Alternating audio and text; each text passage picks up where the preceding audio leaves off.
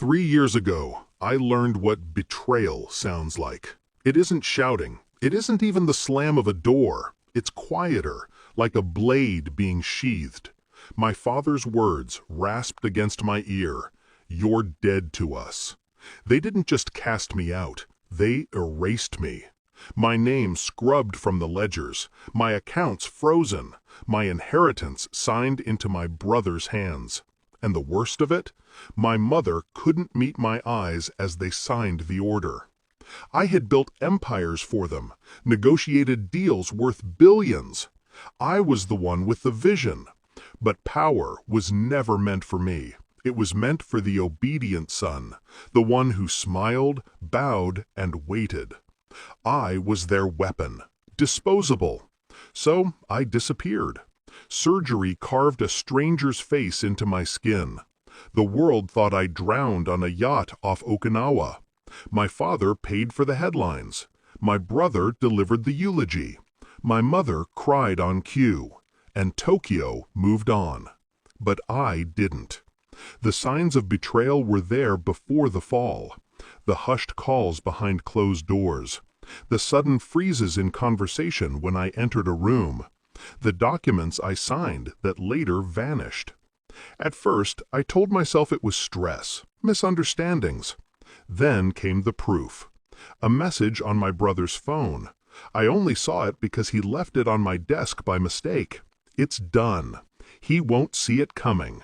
Father says the board votes tomorrow. We'll cut him off clean. That was the night my heart stopped beating for them. I smiled through dinner, drank the sake, and nodded to their plans. But inside, I was already gone. I didn't rage. I didn't beg. I planned. For 3 years, I studied the game they thought they owned.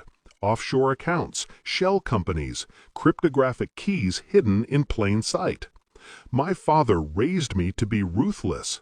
He just forgot what happens when the student stops worshiping the teacher. I started with my brother. His weakness was simple: vanity. He liked his money loud. Cars, women, champagne pyramids. Easy to track, easier to exploit. I fed the right whispers to the right regulators. His empire of excess collapsed in audits and handcuffs. By the time he realized the trail led back to him, I had already burned the bridge. My mother, I spared her, but not her silence. The press found recordings, her voice agreeing to the plan to cut me out. "He won't fight back," she said. That line made headlines. She locked herself away. That was punishment enough. And my father, the architect of my ruin, I saved him for last. Tonight was his masterpiece. My funeral. They staged it grand, of course. A gilded hall in Shibuya, chandeliers dripping crystal tears, cameras flashing as Tokyo's elite wept over my empty coffin.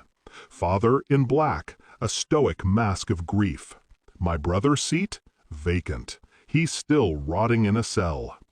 I walked in under neon rain, face hidden beneath silicone and shadow. No one looked twice. To them, I was just another mourner. I moved through the crowd, pulse steady, every step rehearsed. At the altar, I stopped. My father raised his head and froze. His eyes flicked to the coffin, then back to me. Confusion, then denial. I peeled the mask away. His breath caught. Miss me? The room shattered into screams. Cameras clicked like gunfire. Phones lit up, live streaming the resurrection of the son he buried. I leaned close, just enough for him to hear the knife edge in my whisper. Everything you own is mine again. The board voted this morning. Your empire signed over to the ghost you created. He blinked, processing. Impossible, I cut him off. Your accounts are gone. Your partners abandoned you. And tomorrow, headlines will remind Tokyo exactly what you did to your own blood.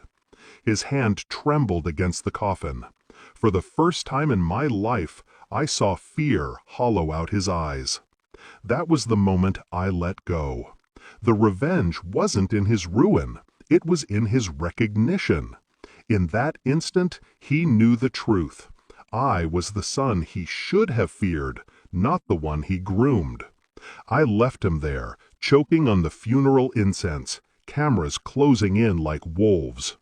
I didn't need to watch the empire burn. I had already lit the match.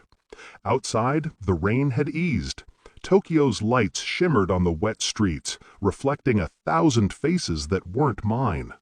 I touched the skin of my new face, the stranger I'd become, and felt something I hadn't in years: freedom.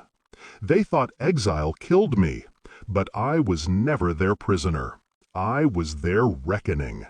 And tonight, under the neon glow of the city that raised me, I buried them instead.